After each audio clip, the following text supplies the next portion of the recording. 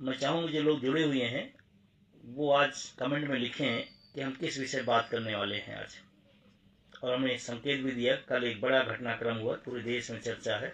तो आप लोग अपने कमेंट बॉक्स में लिखें कि हम किस बात की चर्चा करने जा रहे हैं। और शायद निश्चित रूप से आप समझ गए होंगे आज आने का मकसद क्या रहा। अपने कमेंट बॉक्स में जरूर लिखें कि आज की डेट में क्या चर्चा होने जा रही है।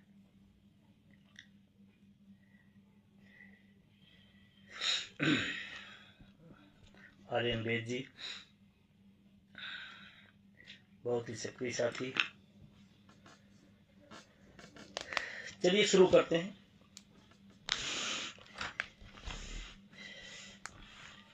ना कोई कमेटी, ना कोई समिति, ना कोई आयोग, ना कोई धरना, ना कोई प्रदर्शन, ना चर्चा, बढ़ गया वेतन और भत्ता।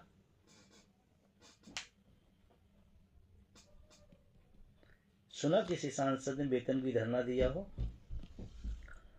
काफी सालों से धरना दे रहा हो? कोई कमेटी बनाई गई हो वेतन भत्ता बढ़ाने के लिए? नहीं, अपना वेतन अपने से बढ़ाना है। और मजेदार बात है, इस विषय पर सब एक हो जाते हैं। हम बहुत बार अपनी लाइव में तमाम भाषणों में भी कहा हूँ, नेताओं के थोड़ी सी चरित्र को आप समझें तो आपके लिए बेहतर होगा। जो राजनीतिक प्रतिद्वंदिता आपस में आप लोग डाल लेते हैं, इनके स्वयं के हित होते हैं तो कैसे मोहब्बत होती है, इसको भी थोड़ा सीखिए।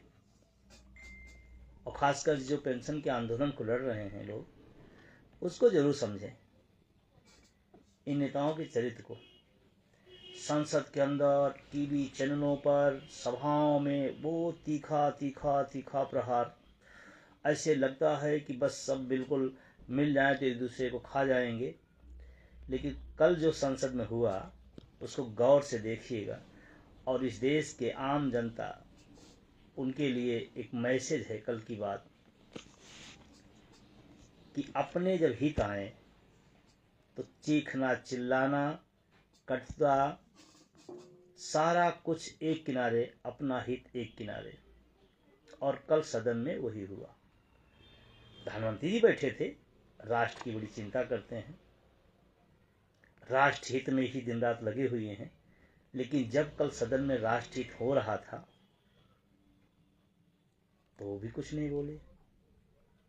सहमति, सत्ता हो या विपक्ष हो, एक ऐसा विषय आ गया, सब सहमत हो गए। एक ने भी नहीं कहा कि देश की आर्थिक स्थिति खराब है। एक भी नहीं कहा कि इतना पैसा कहां से आएगा। एक ने भी नहीं कहा कि हम रोजगार नहीं दे पा रहे हैं, हम पुरानी पेंशन नहीं दे पा रहे हैं, ऐसी स्थिति में हम अपना बढ़ाएंगे तो अच्छा नहीं होगा। एक ने भी नहीं कहा। एक ने भी नहीं कहा कि इससे तो राष्ट्रवाद, समाजवाद, बहुजनवाद और तमाम वाद जो हैं वो एक हो जाएंगे। एक ने भी नहीं कहा। एक ने भी नहीं कहा कि देश की जनता हमको देखती है, वो क्या सोचेगी। एक ने भी नहीं कहा कि हमको उसकी क्या जरूरत है। एक भी सदस्य नहीं बोला कि ये तो आम जनता के टैक्स के पैसे का ऐश है। और तमाम कमाल की चीजें हैं, उसको आप ही रूबरू कराता हूं आपसे। बढ़ाया कब से गया, कितना बढ़ाया गया। आज है 25 मार्च 25, आज है 25 मार्च 25।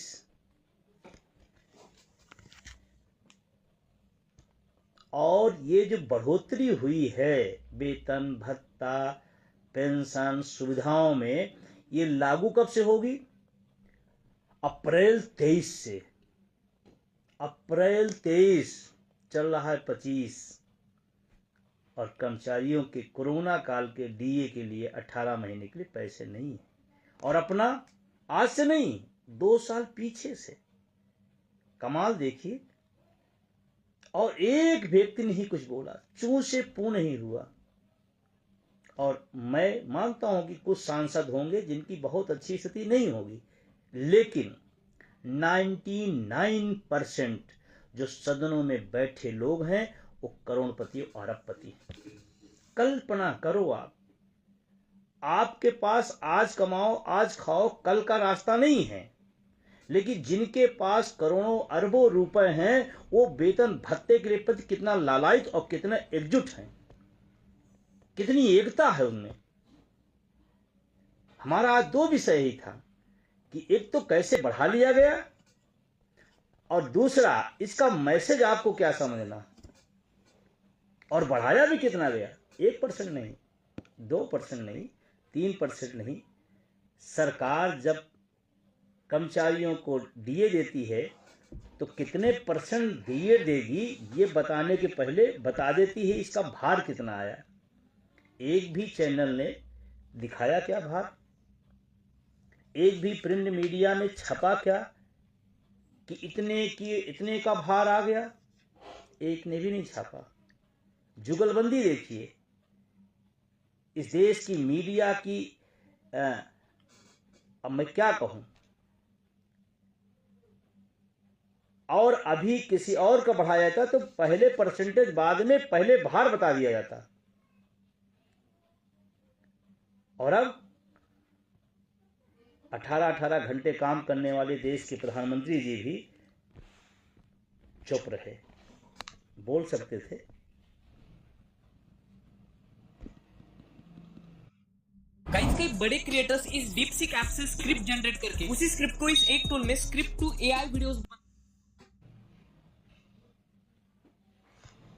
कितना वेतन में अलग बढ़ोतरी, निर्वाचन भत्ते में अलग बढ़ोतरी, ऑफिस खर्चे में अलग बढ़ोतरी, संधि सत्रों के दौरान दैनिक भत्ते में अलग बढ़ोतरी। और बढ़ोतरी किसका किया जा रहा है? स्वयं का, स्वयं से, स्वयं निर्धारक, स्वयं तय करना कितना बढ़ाना पर बात करो। वो अपना धीरे से अपना काम पूरा कर लेंगे और आपको लगा देंगे। आज ये मुद्दा, कल वो मुद्दा, परसों मुद्दा। अरे पूछो अपने नेताओं से जिनके पीछे पीछे घूम रहे हो, उनसे पूछो हमारी पेंशन का अपने मुंह से कभी खोलो मुंह। अपने सांसद, अपने विधायक, अपने नेता से कहो ना हमारे लिए बोले। आप उसके लिए रोल लड़ते हो। एक नया मुद्दा आज ला दिया गया उस पर लड़ो, फिर दूसरा मुद्दा ला दिया उस पर लड़ो। अरे मुद्दों की बात कब होगी भाई? जैसे मुद्दों की बात माननीय सांसदों ने किया अपना, सदन चलते चलते एक दिन अचानक मिनटों में काम पूरा कर लिया। और इसीलिए शायद वहां है क्योंकि वो अपने हित समझते हैं और आप अपने हित के बजाय दूसरे हितों पर लगे रहते हैं। और गजब है, आजकल तो अच्छा चल रहा है इस देश के अंदर। जिसका कोई लेना देना नहीं है उन मुद्दों को बनाया जाता है और आपके सामने फेंक दिया जाता, आप उसी में उलझे रहते हैं। और असली काम आपका जो है उस पर आपको समय नहीं है। कोई लड़ रहा है, कोई संगठन लड़ रहा है, कोई व्यक्ति लड़ रहा है, जिले में, ब्लॉक में, मंडल में, प्रदेश में, देश में, उसको साथ देने के बजाय किस साइड करना है। तमाम सारे लोग, हम सब तो ओपीएस की लड़ाई लड़ रहे हैं कि ओपीएस मिले। तमाम लोग विजय बंधु के खिलाफ लड़ाई लड़ रहे हैं। उनको और किसी से लेना देना नहीं है, ना पेंशन से लेना देना नहीं, बस विजय बंधु के खिलाफ लड़ना है। अरे उन सांसदों से सीखो भाई। कोई व्यक्ति लड़ रहा है तो कोई प्रस्ताव लाया हो, किसी ने समर्थन कर दिया होगा। अगर कोई व्यक्ति लड़ रहा है तो नहीं लड़ सकते तो समर्थन कर दो, किसी भी तो इकट्ठा हो। हमको no NPS, no UPS, only OPS. और ये संघर्ष इन्हीं राजनेताओं के चरित्र को अगर सीख लो आप कि अपने मुद्दे के लिए एक होना है तो आप जीत जाओगे। आइए 1 अप्रैल को अपने जिला मुख्यालयों पर और 1 मई को मजदूर दिवस, क्योंकि हम लोग काम करते हैं, वेतन पाते हैं और जैसे काम बंद वैसे वेतन बंद, पेंशन की बात ही छोड़ दीजिए। इसीलिए आपको मैं पुनः आह्वान करता हूँ कि 1 मई को आप लोग, टिकट मिलता है करा लीजिए, वेटिंग मिलती है करा लीजिए, जो जैसे पहुँच सके। संघर्ष की लड़ाई में सुविधा नहीं देखी जाती है। जिस बुढ़ापे के लिए सुविधा ढूंढा जा रहा उसके लिए आज संघर्ष करिए। हमारी टीम लगातार लगी हुई है, देश के लोग, प्रदेश के लोग, देश के लोग, सारे लोग लगातार लगे हुए हैं। आप उसके सहयोगी बनेंगे, लड़ाई बढ़ेगी।